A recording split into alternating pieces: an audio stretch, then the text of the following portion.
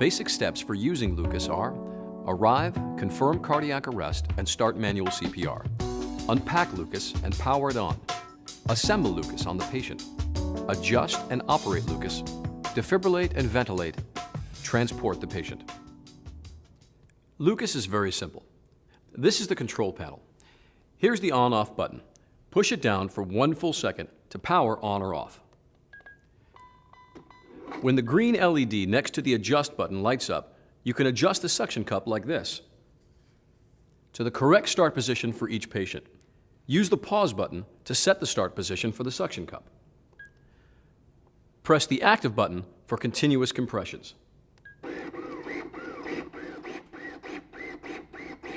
This LED prompts you for ventilations 8 times a minute.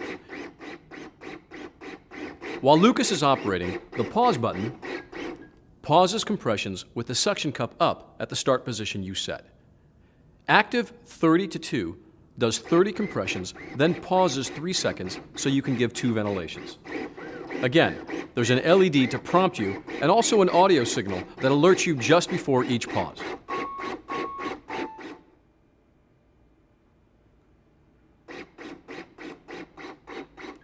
Useful.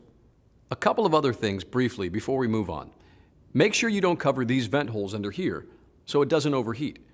If there is a malfunction during operation or a problem that requires service, this indicator lights up red and you'll hear a warning buzzer. This button mutes any alarms during operation for 1 minute. But when Lucas is powered off, you can hold this button down to see the battery status. You should learn the various warning and battery status indications. They're all in the instructions for use. Keep it handy in the bag. What you're watching for is a red or orange LED here, together with an alarm signal. That means you have a low, empty, or defective battery. You need to either change the battery or plug in external power. To change the battery, pop it out like this and put in a fresh one like this. You can plug in the external power supply here if you're using mains or car power. But remember, the battery must be in position for Lucas to operate, even if you use external power. To minimize interruptions, always have a charged spare battery available. Okay, let's go over the operation steps in detail.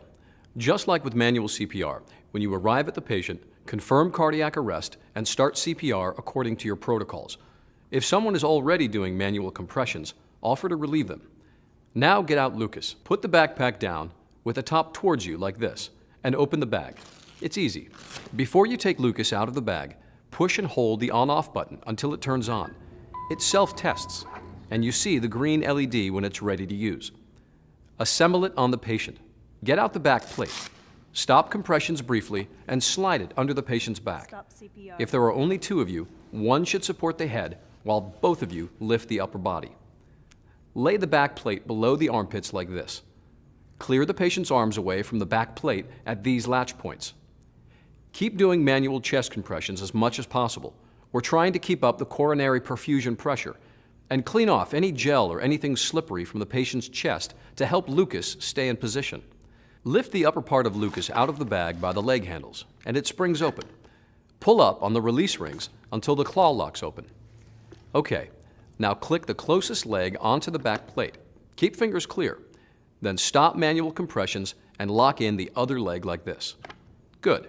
Pull up on both legs to make sure they are locked into the plate. That's very important. It's also important to make sure you position the suction cup correctly for effective compressions and to avoid serious patient injury or compromising the patient's circulation.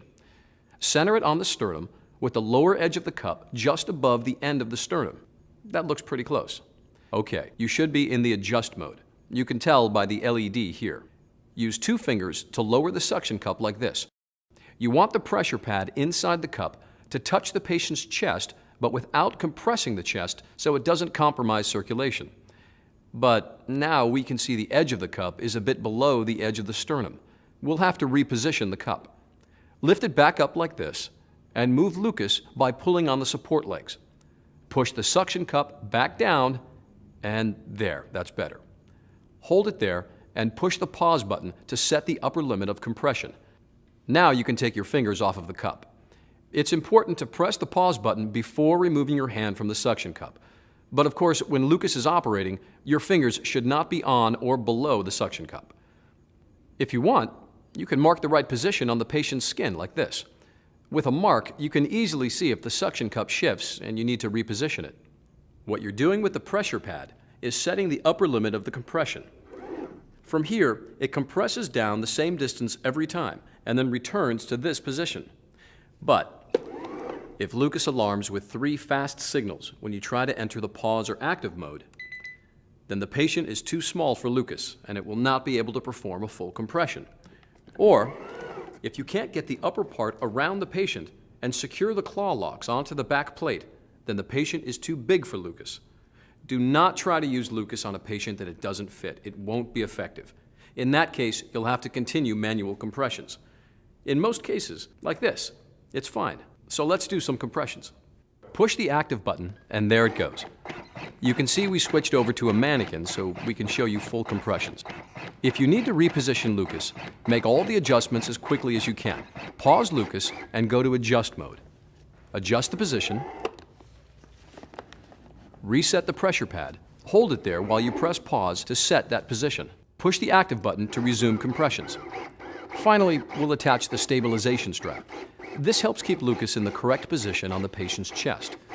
Put the cushion under the neck, up against the shoulders. Connect these buckles here and tighten up the straps a little bit.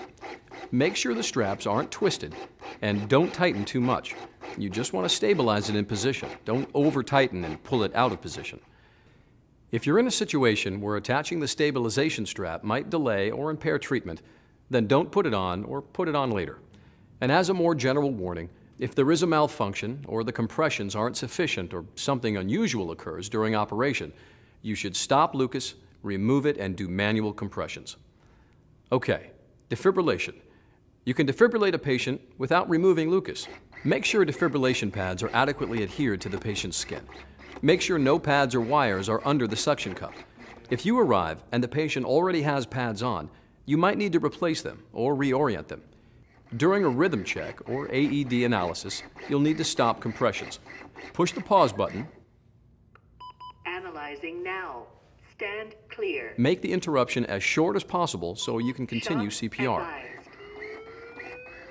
Use your defibrillator according to its manufacturer's instructions and your protocols. After the shock is delivered, verify the suction cup hasn't moved out of place. Readjust it if you have to.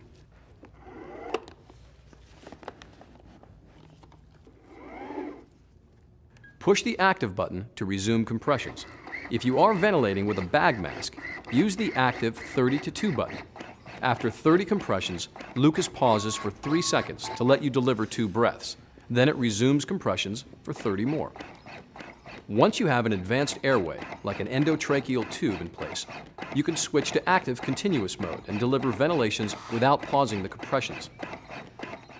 When you transport the patient, you can secure their arms with these straps. This gets their arms out of the way while you work. Push pause to pause compressions while you're lifting the patient. At least 3 people should lift the patient and Lucas. Remember to support the patient's head even with the stabilization strap in place. Do not use the arm straps to lift the patient or the device. During compressions, make sure Lucas stays in the correct position and angle on the patient's chest. If this is not possible, push pause to pause compressions. As soon as the patient is horizontal again, check the position of the suction cup, adjust it if you need to, and push active. Position's good. Check placement. Back on. During ambulance transport, the patient and rescuer should be secured. Just like with manual CPR, it's common for the patient to have bruising and soreness of the chest with the use of Lucas. Here are 2 other important procedures you need to know. If you need to change batteries while you're using Lucas, push pause. Swap in a charged battery, like this, and push active once you see the green LED here. Lucas can remember its settings for up to 60 seconds during a battery change. But if it takes longer than that, you'll have to readjust the suction cup on the patient's chest before you resume compressions. The same thing is true if you switch over to external power. And remember, you always have to have a battery in Lucas, even if it is plugged in. It won't run without a battery in it. Here's how you remove Lucas. Detach the stabilization strap. Push the on-off button for a full second to turn it off. Disconnect the upper part from the back plate with the release rings. Remove the back plate if the patient's condition allows. Clean Lucas is necessary before putting it back in the bag. Do not immerse Lucas in liquid because it can be damaged if liquid enters the hood.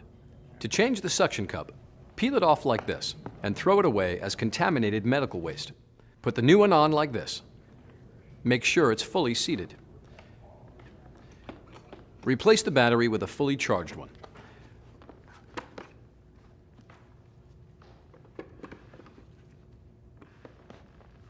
Put Lucas in the bag like this, along with the stabilization strap.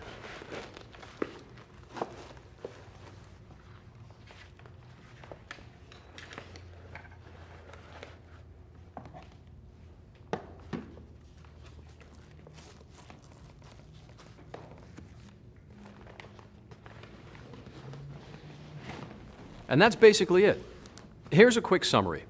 Arrive, confirm cardiac arrest, and start manual CPR. Unpack Lucas and power it on. Assemble Lucas on the patient. Adjust and operate Lucas. Defibrillate and ventilate. Transport the patient. Remember to read the instructions for use for information on cleaning, routine maintenance, and other important details such as general warnings. Thank you.